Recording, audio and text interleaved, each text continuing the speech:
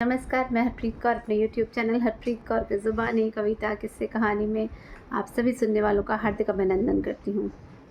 दिन मंगलवार, क्या है कहानी हरप्रीत कौर की ज़ुबानी का अगला भाग।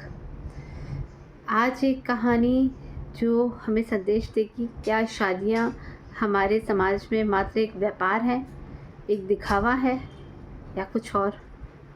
ऐसी ही एक कहानी जिसका शीर्षक है निर्णय।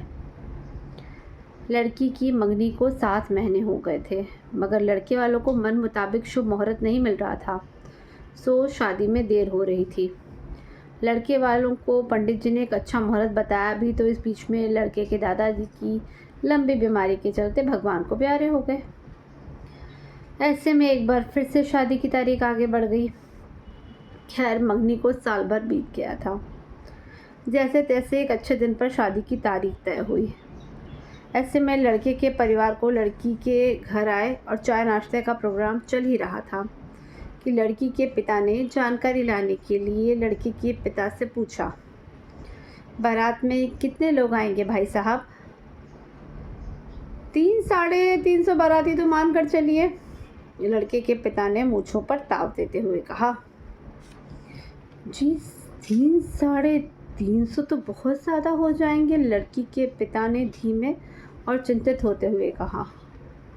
अब क्या करें भाई साहब, हमारा इतना बड़ा परिवार है और ये तो अपने ही बंदे हैं। सच कहूँ तो अभी बाहर के तो लोगों को गिना ही नहीं है।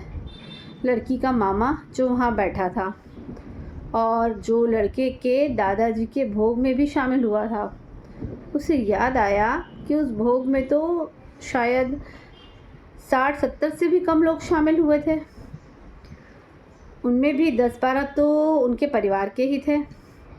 चूँकि मामला लड़की के रिश्तेदारी का था, तो उसने अपने जीजाजी की ओर देखा, जिनका चेहरा उतर गया था। वह भी अपनी भांजी की तरफ देख रहे थे और जो अपने पिता की आर्थिक स्थिति से अवगत थी, सो उसके चेहरे पर भी चिंता की रेखाएं उभर रही थी। उनकी चुप्पी और लड़के वालों की यूँ बारातियों को डिमांड को देख लड़की के मामा साहब आखिरकार खड़े होकर बोले, भाई साहब, आपके पिताजी की अंतिम क्रियाओं में तो आप में से 100 लोग भी इकट्ठा ना हो सके थे, और ये बारात में आने वाले 300-350 लोग कौन से अपने हैं? अब लड़के वाले लड़की की मामा की बात सुनकर शर्मिंदगी से एक दूसरे की शक्ल देख रहे थे। तब लड़की के मामा ने कहा, भाई साहब, अपने वो होते हैं जो दुख में साथ खड़े हों, ना कि खुशी में खाली खाने पीने वाले। कहकर उसने दोनों हाथों को जोड़कर अपना निर्णय सुना दिया। बताइए, क्या रिश्ते दिखावे के होने चाहिए? खाली खुशी में साथ हंसते मुस्कुराने वाले होने चाहिए, या दुख में साथ भी खड़े होने चाहिए? क्या शादी सिर्फ दिखावा भर होनी चाहिए? बहुत सारे लोगों को खिला पिलाकर दिखावा करके शादी करना ठीक है? ये सवाल है मेरा समाज से। बहुत शुक्रिया।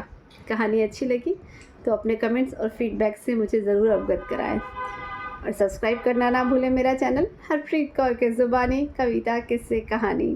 सुनते रहिए ऐसे ही संदेश भरी कहानियाँ। बहुत शुक्रिया।